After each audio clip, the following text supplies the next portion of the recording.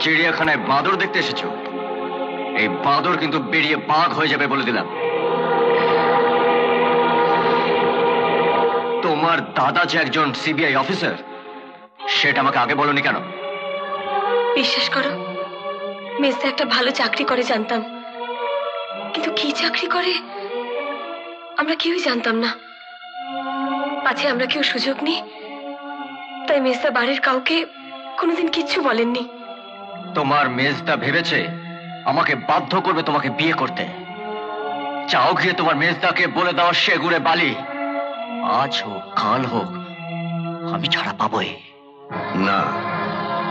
ছাড়াও পাবে না। বরুণবাবু ডাক্তারি পরীক্ষা করিয়ে প্রমাণ করিয়ে ছাড়বেন যে পিউয়ের গর্ভের সন্তানের বাবা ওই লম্পটটাই। তাহলে কি ওকে ছাড়াবার কোনো উপায় নেই?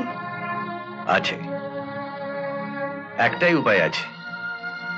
রজত পিউকে বিয়ে করতে রাজি হলেই বরুণবাবু কেসটা তুলে নেবেন। কেসটা তুলে নেবেন? হ্যাঁ, মেজদা রজতের নামে মিথ্যে কেস দিয়েছেন। মিথ্যে কেস? আপনি আপনি দয়া করে ওকে ছেড়ে দিন। ছেড়ে দিতে পারি, তবে একটা শর্তে। বলুন কি শর্ত? আপনাকে একটা চিঠি লিখে আমাদেরকে জানাতে হবে যে আপনার দাদা রজতের নামে মিথ্যে কেস করেছে।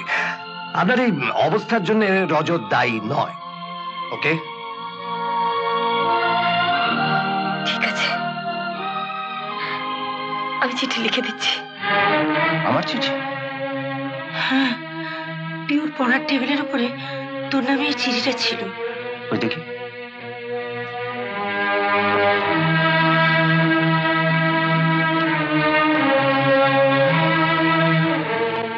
মেজদা, তোমার কাছে দাঁড়াবার মতো মুখ আমার নেই, পারো তো ক্ষমা করো। আমার মৃত্যুর জন্য কেউ দায়ী না, পিউ। কি লিখেছে রে চিঠিতে? কিছু কিছু না, আমি আসছি। বেরোচ্ছিস নাকি? হ্যাঁ, কোথায় যাচ্ছিস? পিউদের বাড়ি। পিউদের বাড়ি? কেন? পিউয়ের মেজদাকে গিয়ে বলে আসবো যে আমাদের বিয়ের দিন ঠিক করতে। তুই তাহলে পিউকেই বিয়ে করবি? হ্যাঁ। ওর মেজদাকে তোর এত ভয়? ভয় মেজদাকে নয়, ভয় তোমাকে। আমাকে? হ্যাঁ হ্যাঁ, তোমাকে।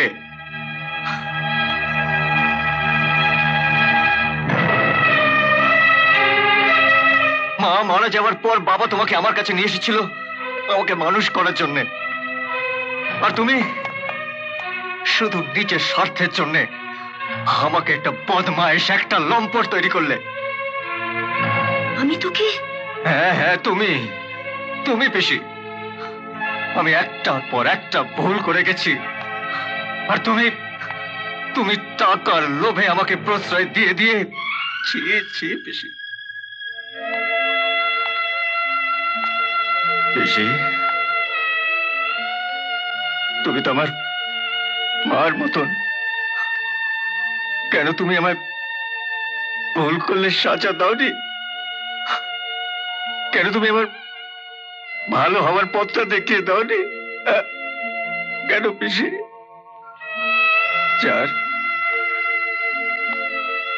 যার জীবনটাকে আমি নষ্ট করে দিতে চেয়েছিলাম, সেই পিউ শুধু আমাকে হাজত বাস থেকে বাঁচালো না, আমাকে ভালো হওয়ার পথটাও দেখিয়ে দিল। পিউ? হ্যাঁ, পিউ।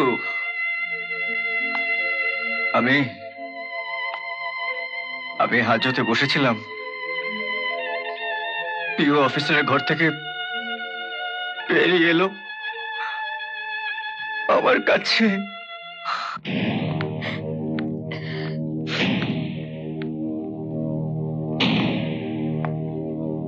এদিকে এসো। ন্যাকামি না করে যা বলার বলো, আমি এখান থেকে শুনতে পাবো। ওরা তোমাকে এখনই ছেড়ে দেবে। ছেড়ে দেবে? আমি লিখে দিয়েছি, মেজদা তোমার নামে মিথ্যে নালিশ করেছে। আমার এই অবস্থার জন্যে তুমি দায়ী নও। তুমি রজত, আমি তোমাকে ভালোবাসি রজত, ভীষণ ভালোবাসি। যতদিন বেঁচে থাকবো ঠিক একইভাবে ভালোবেসে যাব।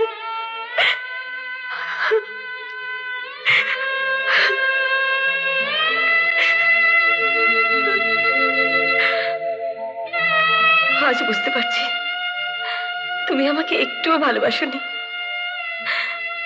তাই আমার এত বড় ক্ষতি তুমি করতে পারলে।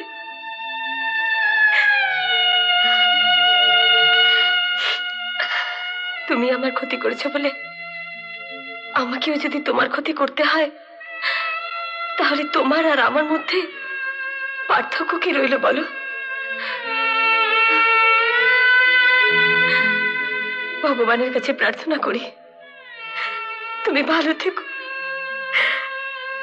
সুখে থেকো। মনে হয় আজ আমি এসেছি, আরো যেন কাছে সরে এসেছি, ভালো কি যেন ভালোবেসেছি।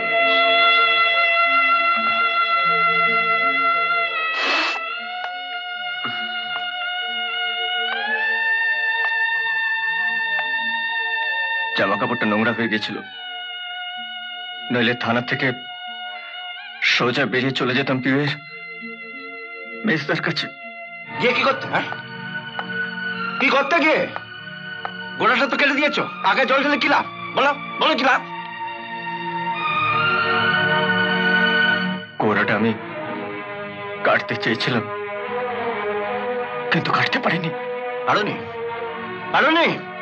না, এটা পড়ো পড়ো পড়ো, এটা পড়ো।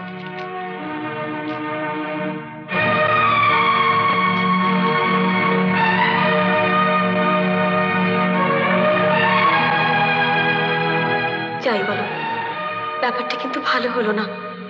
বাড়াবাড়ি কিছু হয়ে গেলে আমাকে এইখানেই গলা ধরে দিয়ে মরতে হবে। এই গোড়াটা তুমি কাটোনি? বলো, গোড়াটা তুমি কাটোনি? আমি আসছি মেজদা। পিউ, পিউ, পিউ, পিউ দরজা খোল পিউ।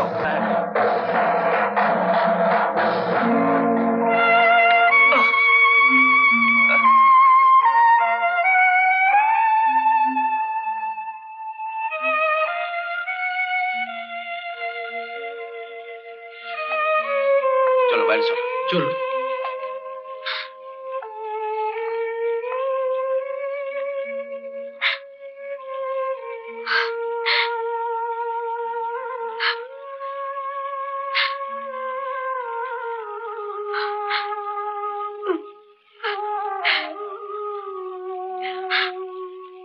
আমাকে কেন বাঁচালে?